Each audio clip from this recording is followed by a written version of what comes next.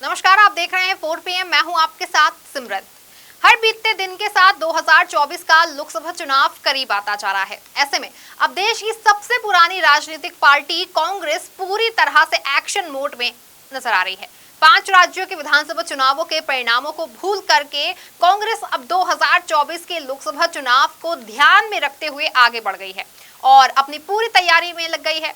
पहले संगठन में फेरबदल, राज्यों के नए प्रभारी नियुक्त करना, फिर 2024 को साधने के लिए 14 जनवरी से एक बार फिर राहुल गांधी के नेतृत्व में भारत न्याय यात्रा का ऐलान करना।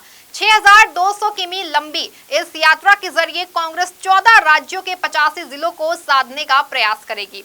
और अब कांग्रेस पार्टी के 139वें स्थापना दिवस पर राष्ट्रीय स्वयंसेवक संघ यानी कि आरएसएस के गढ़ कहे जाने वाले महाराष्ट्र के नागपुर से है तैयार हम रैली के माध्यम से कांग्रेस ने 2024 के लोकसभा चुनाव का बिगुल फूंक दिया है। स्थापना दिवस पर नागपुर में हुई इस महारैली को 2024 के लोकसभा चुनाव के लिए कांग्रेस का शंखनाद कहा जा रहा है। इस रैली में कांग्रेस अध्यक्ष मल्लिकार्जुन खड़गे और राहुल गांधी के अलावा पार्टी के कई अन्य बड़े नेताओं ने भी संबोधित किया। साथ ही सबसे ज्यादा चर्चा इस बात की हो रही है कि कांग्रेस ने इस महत्वपूर्ण दिन के लिए आखिर नागपुर को ही क्यों चुना, जबकि नागपुर को आरएसएस का गढ़ माना जाता है।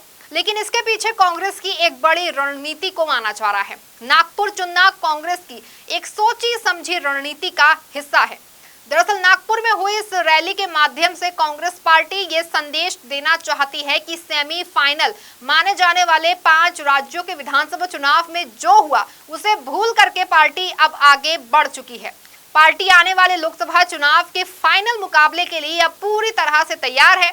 इसीलिए नागपुर रैली को कांग्रेस ने है तैयार हम का नारा दिया। इस रैली के लिए नागपुर चुनने का एक अन्य वजह आरएसएस भी है। नागपुर के जिस मैदान में कांग्रेस ने लाखों लोगों की भीड़ जुटाई, वहां से आरएसएस का मुख्यालय सिर्फ 6.5 किलोमीटर दूर है। ऐसे में राहुल गांधी यहां से भाजपा पर निशाना साधकर बीजेपी और आरएसएस को ये संदेश देना चाह रहे हैं कि कांग्रेस उन्हें 24 में खुली चुनौती देने के लिए पूरी तरह से तैयार है, क्योंकि अक्सर ही राहुल गांधी की विरोध की राजनीति का केंद्र आरएसएस रहा है।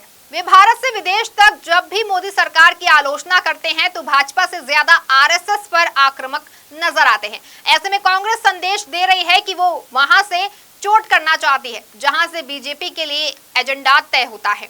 आरएसएस से इतर लोकसभा चुनाव के माध्यम से भी नागपुर काफी अहम है।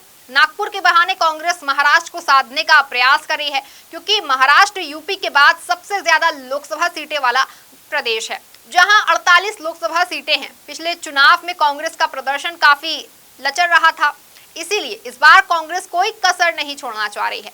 नागपुर में बड़ी रैली के माध्यम से पार्टी दक्षिण भारत के साथ साथ उत्तर भारत को भी अपनी संघर्ष क्षमता का संदेश देने की कोशिश कर रही है। इस बार कांग्रेस के साथ महाविकास अघाड़ी के जरिए एनसीपी और शिवसेना यूबीटी भी है। ऐसे में इस बार कांग्रेस के अच्छे प्रदर्शन की संभावनाएं अधिक हैं। नागपुर चुनने की एक वजह यह भी है कि नागपुर को अब भले ही आरएसएस का गढ़ माना जाता हो, लेकिन एक समय में नागपुर कांग्रेस का भी गढ़ रहा है।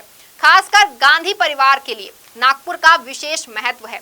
1959 में नागपुर अधिवेशन में ही इंदिरा गांधी सिर्फ 41 साल की उम्र में कांग्रेस अध्यक्ष बनी थी। इसी के अलावा नागपुर के चुनावी इतिहास पर नजर डालें तो 1952 से लेकर के अब तक नागपुर लोकसभा सीट पर 18 बार चुनाव हुए हैं और इनमें 13 बार कांग्रेस की जीत हुई है। बीजेपी ने सिर्फ 3 बार 1996, 2014 और 2019 में नागपुर लोकसभा सीट पर चुनाव जीता है। यही नहीं, आपातकाल के बाद जेपी के इंदिरा हटाओ देश बचाओ आंदोलन के बावजूद कांग्रेस नागपुर सीट पर जीत हासिल करने में कामयाब रही थी। वही नागपुर ही वो शहर था जब इमरजेंसी के ठीक बाद पूर्व प्रधानमंत्री इंदिरा गांधी ने यहाँ रैली की थी और विदर्भ रीजन की सारी सीटें कांग्रेस ने जीत ली थी। इसीलिए कांग्रेस इस दृष्टि से भी कांग्रेस के लिए काफी अहम रहा है। हालांकि 2014 और 2019 में लगातार 2 बार यहां से नितिन गडकरी के जीतने के बाद इसे भाजपा का गढ़ कहा जाने लगा है।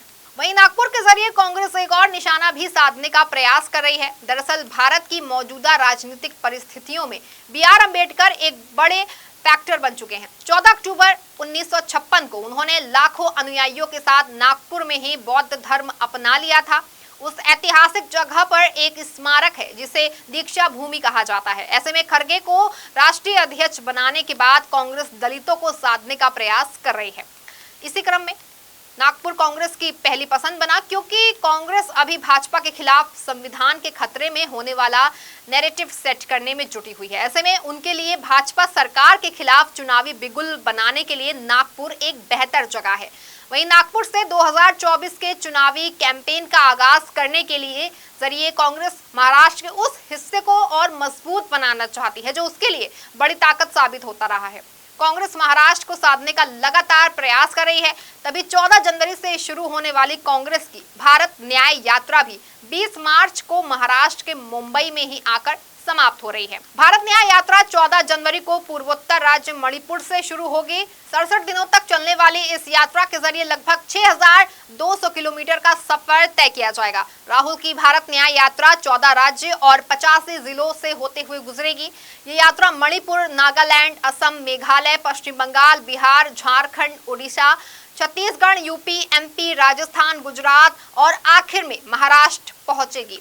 न्याय यात्रा नाम कांग्रेस ने इसलिए रखा है क्योंकि न्याय से मतलब नारी, युवा और अन्नदाता है। यानी राहुल की भारत न्याय यात्रा में नारी, युवा और अन्नदाता यानी किसानों पर फोकस रहेगा। दूसरी ओर नागपुर से 2024 का चुनावी शंखनाद करके कांग्रेस एक बार फिर इंदिरा गांधी वाला इतिहास दोहराना चाहती है, क्योंकि आपातकाल के बाद इंदिरा गांधी ने नागपुर में ही एक रैली की थी जिसका ऐसा असर हुआ था कि वो विदर्भ क्षेत्र की सारी सीटें जीत गई थी। ऐसे में पार्टी नेताओं को यकीन है कि नागपुर रैली से भी देश में बदलाव की शुरुआत होगी और कांग्रेस पार्टी फिर से सत्ता के करीब पहुंचेगी। साथ ही कांग्रेस महाराष्ट्र पर इतना फोकस इसलिए भी कर रही है क्योंकि लोकसभा चुनावों के बाद महाराष्ट्र में अगले साल ही विधानसभा चुनाव भी होने हैं। ऐसे में कांग्रेस महाराष्ट्र की पूरी तरह से किलेबंदी करना चाह रही है। प्रदेश कांग्रेस अध्यक्ष नाना पटोले का कहना है कि हम ये संदेश देना चाहते हैं कि हम बीजेपी, उनके भ्रष्टाचार और संविधान विरोधी राजनीति के खिलाफ बड़े संघर्ष के लिए तैयार हैं।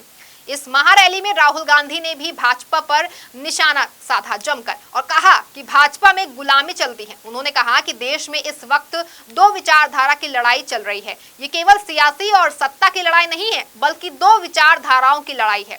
इस दौरान उन्होंने एक घटना का भी जिक्र करते हुए कहा कि बीजेपी में राजाओं की तरह ऊपर से आदेश आता है जिसका पालन करना होता है। उनकी विचारधारा राजाओं की विचारधारा है, किसी की सुनते नहीं है। ऑर्डर ऊपर से आएगा, आपको ऑर्डर का पालन करना पड़ेगा। जबकि कांग्रेस पार्टी में आवाज नीचे से आती है। हमारा छोटे से छोटा कार्यकर्ता हमारे किसी भी नेता को टोक सकता है। मतलब साफ है, 139वें स्थापना दिवस पर महारैली के लिए नागपुर का चयन करना सिर्फ महज इत्तेफाक या फिर ऐसा ही नहीं है, बल्कि 2024 के लोकसभा चुनाव को ध्यान में रखते हुए कांग्रेस की एक सोची समझी रणनीति का हिस्सा है। क्योंकि कांग्रेस इस रैली के जरिए 2024 के लिए अपना शंखनाद तो कर ही चुकी है। साथ ही इस रैली के जरिए कांग्रेस ने भाजपा और आरएसएस को उनके गढ़ में घुसकर एक खुली चुनौती दे दी है और ये दिखा दिया है कि 5 राज्यों के विधानसभा चुनावों के परिणामों को भूल करके पार्टी अब आगे बढ़ चुकी है और उनका फोकस सीधा 2024 के लोकसभा चुनाव पर है। पार्टी का मकसद सिर्फ और सिर्फ 2024 के लोकसभा चुनाव में 10 साल से सत्ता पर काबिज भाजपा को सत्ता से उखाड़ कर फेंकना और एक नई सरकार को स्थापित करना है। इसीलिए कांग्रेस ने अब अपनी कमर कस ली है और स्थापना दिवस पर नागपुर से इसका शंखनाद भी पार्टी ने कर दिया है। फिलहाल ये तो साफ है कि 2024 को लेकर कांग्रेस अब एक्शन मोड में आ गई है। अब देखना यह है कि चुनाव में इसका कितना असर पड़ता है और कांग्रेस भाजपा के मुकाबले में कहां खड़ी दिखाई देती है। फिलहाल कांग्रेस के ताबड़तोड़ एक्शन मोड से भाजपा के खेमे में खलबली मच गई है। इस खबर में आपके लिए बस इतना ही। आप देखते रहें 4 PM। धन्यवाद।